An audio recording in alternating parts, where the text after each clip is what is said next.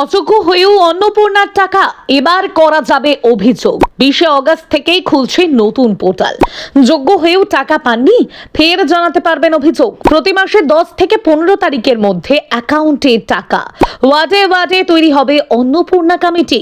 একজনও যোগ্য মহিলা যাতে বঞ্চিত না হন, বড় বার্তা সরকারের। অন্নপূর্ণা যোজনা নিয়ে এবার আরো বড় পদক্ষেপের কথা ঘোষণা করলো পশ্চিমবঙ্গ সরকার।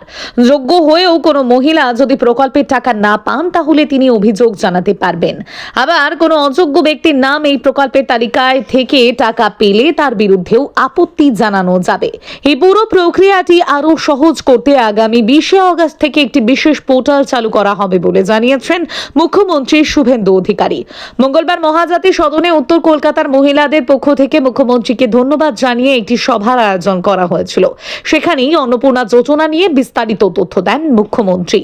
তিনি জানান, অন্নপূর্ণা যোজনায় আবেদন করা মহিলাদের তথ্য যাচাইয়ের পর উত্তর কলকাতার 7টি বিধানসভা এলাকার ৭৬,৮১৭ জন মহিলাকে টাকা দেওয়া শুরু হয়েছে। সরকারের দেওয়া হিসেব অনুযায়ী জুন মাসে প্রায় 28 লক্ষ মহিলার অ্যাকাউন্টে অন্নপূর্ণা যোজনার টাকা পাঠানো হয়েছিল। জুলাই মাসে সেই সংখ্যা বেড়ে দাঁড়ায় প্রায় 1,19,00,000। জুন ও জুলাই মাসের 31 তারিখ পর্যন্ত অন্নপূর্ণা যোজনার জন্য মোট 1,80,00,000 আবেদন জমা পড়েছে বলেও জানানো হয়েছে।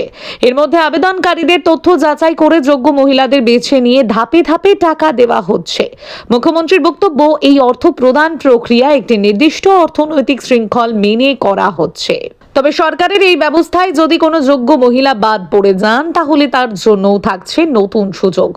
যোগ্য হওয়া সত্ত্বেও অ্যাকাউন্টে টাকা না ঢুকলে অভিযোগ জানানো যাবে।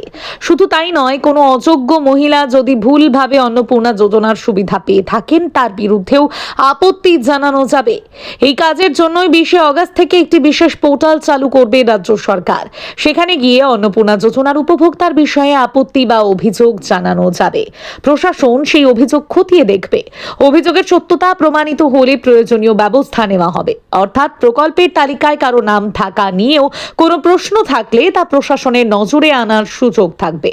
একইভাবে নিজের নাম যোগ্য তালিকায় থাকা সত্ত্বেও টাকা না পেলে সংশ্লিষ্ট মহিলাও অভিযোগ জানাতে পারবেন। অন্নপূর্ণা যোজনার টাকা যাতে প্রকৃত উপভোক্তাদের কাছে পৌঁছয়, সেই বিষয়টিতে নজরদারি বাড়াতে ওয়ার্ডে ওয়ার্ডে অন্নপূর্ণা কমিটি তৈরি করার কথাও জানিয়েছেন মুখ্যমন্ত্রী। উত্তর কলকাতার 7টি ওয়ার্ডে মহিলাদের নিজেদের মধ্যে গ্রুপ তৈরি করার পরামর্শ দিয়েছেন তিনি।